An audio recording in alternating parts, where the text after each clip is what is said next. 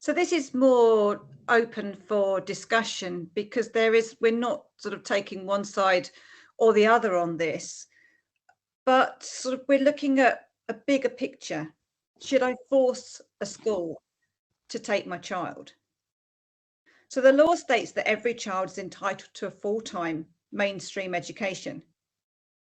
It's often overlooked that not every child is suited to a full-time mainstream education due to their SEND needs. The school you want your child or young person to attend are over numbers, and/or the local authority states that it's an inefficient use of resources. But is it? I know that I can attempt to force a place. We see this a lot, and yes, you can. If it's a non-Section 41 school, you can. But let's look at the bigger picture, as sometimes it's not just about the fact that you can, it's about whether you should. So let's look at the law. The Children and Families Act 2014, Section 39, 3 to 4.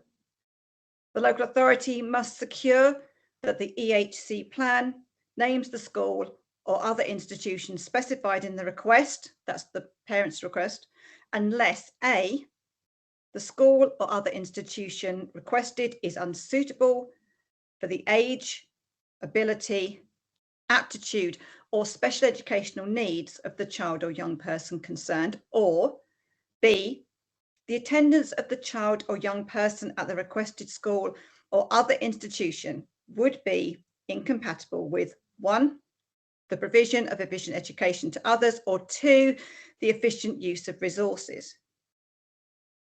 Now, there's very recent case law on incompatible with the provision of efficient education of others, which states that the local authority must explain Section 39(4) of the Children and Families Act 2014.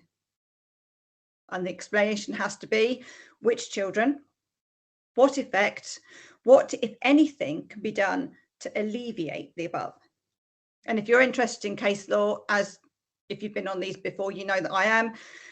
This is OO and BO versus London Borough of Bexley, 2023, UKUT 223 AAC. I'll repeat that. That's OO and BO versus London Borough of Bexley, 2023, UKUT 223 AAC. The efficient use of resources in its most basic terms is that the local authority can fulfill all of Section F in a cheaper placement, and which they will say that that's a mainstream. Or is it? In a mainstream school, there's the likelihood that additional resources and therapeutic interventions need to be brought in from external agencies. For example, occupational therapy, speech and language therapy, plus additional staffing, INAs, TAs, LSAs. And if you've had a thorough draft check done, they'll need to be employing individuals who are experienced and trained in supporting the needs of your child. A mainstream school may not have adaptations to bathrooms and toilets. They may not have specialist seating, specialist IT resources. Whole school need appropriate signage, additional space for sensory needs or regulation needs, for example. This will all need to be put in place, especially for your child, and that comes at additional cost. The flip side of this, that it's highly likely that a special or specialist placement will have most of these additional resources already in place. And so they'll not require the same amount of additional funding specifically for your child in order to provide these resources. Funding will be made, but it will be potentially more efficiently used, something that is worth consideration in any argument where this is stated as a reason and you believe your child's needs are best met in special or specialist provision or placement. So what if your chosen school, given the above and the information on the slide, still insists that they cannot meet needs? We know there are schools which are victims of their own success. They have excellent facilities, fantastic reputation for SEND, and due to this, they are over numbers. And then this amazing school isn't quite as amazing as it once was. It's bursting at the seams, packed to the gunnels, and both pupils and staff are at breaking point.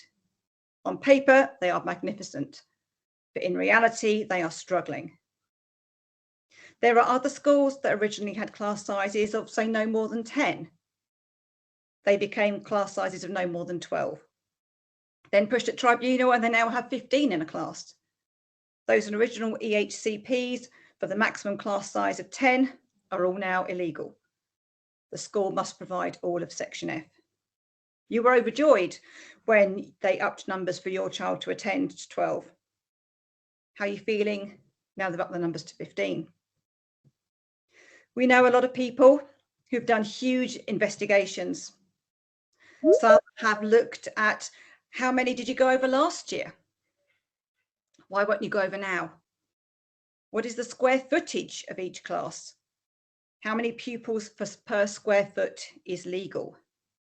And yes, there will be information on this, but you must also consider how many pupils year on year have additional needs that you may not have considered. Are they vision impaired and so need clear walkways? Or how many have mobility difficulties and require a wheelchair space? How many have sensory difficulties and cannot manage in busy, noisy classrooms? There can be more to pupil numbers than just bums on seats. And needs are many and varied. And contrary to much of what is seen online, SEND is not exclusively autism related. It's often multifaceted with more than one need. It's complex. You may have a school that is adamant that they can't have any more children, and you go to appeal and you win. Now you must consider the potential relationship with this school. Consider your own life experience. When you're made to do something that you don't agree with, it can result in a strained relationship. When you do something willingly, the result can be better than if we're told to do something. There may be times at this school that you expected a better result, but prepare for we're doing everything we can under the circumstances. And these circumstances are likely to be just the ones that they stated at the appeal. What if you'd taken an alternative argument, requested a place in another school with a full-time one-to-one to ensure need is met? A school with far fewer children with SEND, so the overall ratio meets need more favourably. Would this in reality have been a better option? Could you have evidenced this from your professional reports? Now, we're not saying that one or other option is the only option or that any are easily come by, but it's good to look at the bigger picture. Sometimes it's not just that you can, it's whether you should, in order to get the best outcomes for your children. We're also very aware as professional advocates that good school places are hard to find. And this situation of finding a suitable school is not a good place to be for any SEND parent.